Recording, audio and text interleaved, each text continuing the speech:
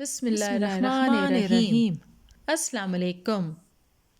حضرت سعد بن ابی وقاص رضی اللہ تعالیٰ عنہ کا بیان ہے کہ جنگ احد کے دن مجھ سے عبداللہ بن حجش رضی اللہ تعالیٰ عنہ نے کہا، تم اللہ تعالیٰ سے دعا نہیں کرتے؟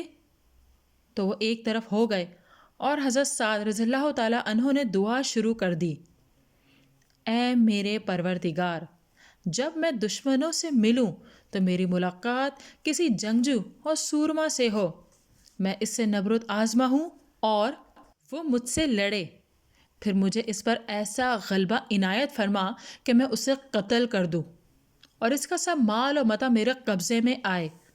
تو حضرت عبداللہ بن حجش رضی اللہ تعالیٰ عنہ نے اس دعا پر آمین کہی۔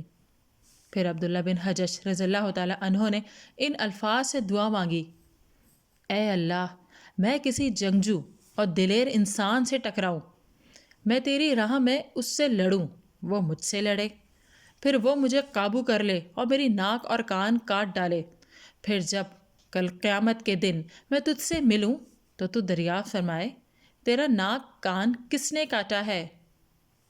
میں عرض کروں، تیرے اور تیرے رسول صلی اللہ علیہ وآلہ وسلم کی راہ میں کٹا ہے۔ تب تو فرمائے، تو سچ کہتا ہے۔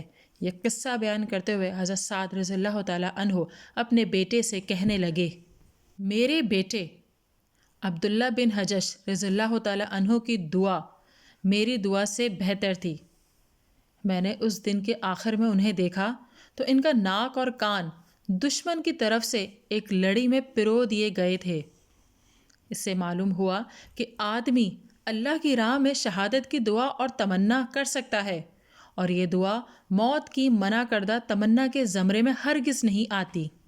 ناظرین، اگر ویڈیو پسند آئی ہے تو اسے لائک کیجئے، شیئر کیجئے، کمنٹ دیجئے اور چینل کو ضرور سبسکرائب کیجئے۔